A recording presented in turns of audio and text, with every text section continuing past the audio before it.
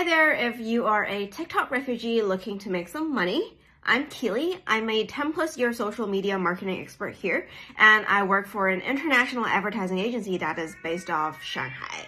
I have worked with a large enough client portfolio across mainstream social media platforms inside and outside China to know that whilst we like to say Red is like the Chinese TikTok, but in nature, in the way the platform is set up, in the way that algorithms are set up, things are a little bit different. So I thought I'd just do a really quick video to explain what exactly are the differences, how that impacts creators from a monetization perspective, and what are some tips for you guys if you are seriously considering hanging around for a bit longer, building a business, building a monetary model here, and just join the community. So to set context, let me put a set of stats over here.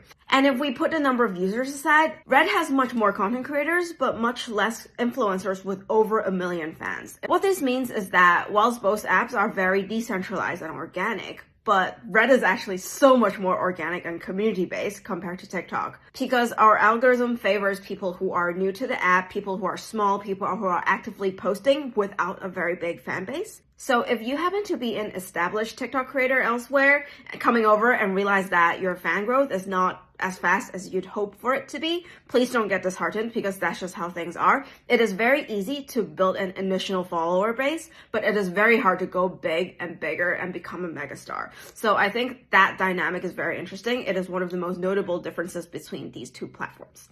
And so with that understanding, of the 4 main ways that an influencer could monetize off social media, there's also bad news for you, is that the creator funding is gone. Like, we don't have creator funding in Red. It's just not a thing.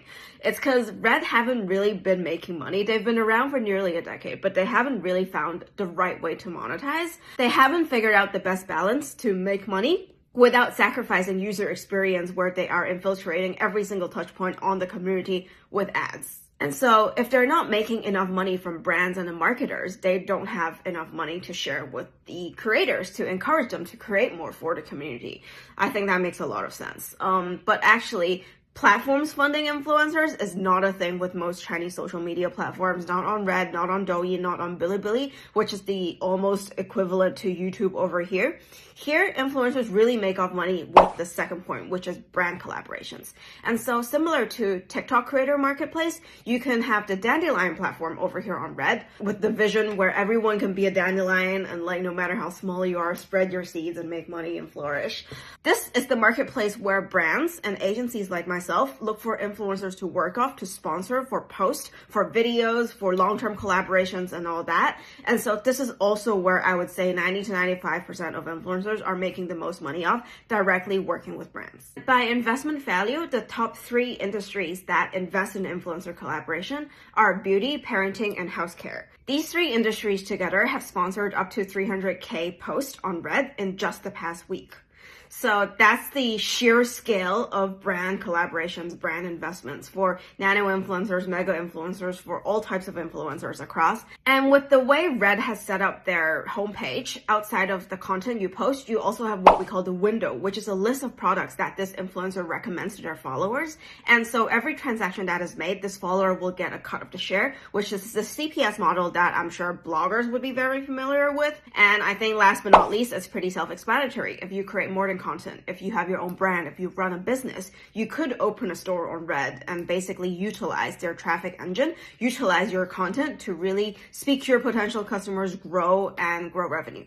So whilst the monetization opportunity looks very lucrative, the downside is that for you new folks around, chances are you don't have a Chinese citizenship, and so to get registered and, like, be eligible for any of the above is virtually impossible. This is not to say that we are completely shut off to international users, but even for foreigners that are living and working in China and probably are very big influencers themselves, their application will be reviewed and approved on a case-by-case basis. So the latest number I heard is that 1 million Americans have registered and joined Red just in the past 48 hours. Until Red has updated their infrastructure to make sure that they could accommodate all of you non-local locals, I think monetization would be relatively hard. If you are seriously enjoying this platform, or you happen to be established elsewhere and you want to consider using Red as one of your social media handles, there are a few advices I would give you. Stay focused, work hard, be patient, and potentially look for a Chinese agent. I think the first three are pretty self-explanatory because I would say those also apply for if you want to grow and become a social media influencer in any other platforms. You don't want to be sharing floral techniques in one post and then cooking in another and then suddenly sharing your fashion style, because the more diverse you are with the content you have, the harder it is for algorithm to understand who you are and accurately promote your post and content to people that are genuinely interested. So if you dance, keep dancing. If you sing, keep singing. Like, being very focused with what you do and the content territory that you own is very key in accumulating a lot of influence in a short amount of time. Except being hot. If you're hot, it gets you anywhere. But also be patient and work hard, because naturally with a day in, day out platform like Red, you don't expect a post to stay around and stay super popular for a long amount of time. So the platform expects you and encourages you to post at least 3 to 4 times a week.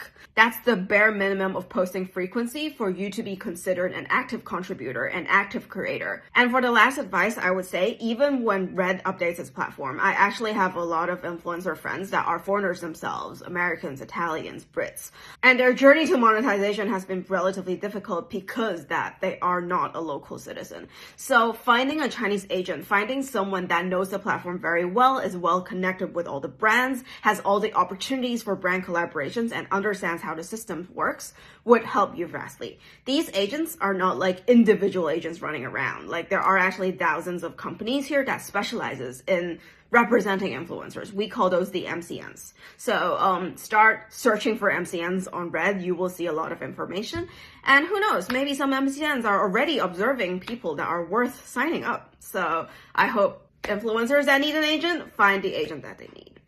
So yeah, I think that's pretty much everything I wanted to share when it comes to monetization on Red. If you have any questions or anything, you could DM me or leave it in the comments below. I hope you're having fun. I hope you're still having fun. Welcome to Red, and let's build a better community.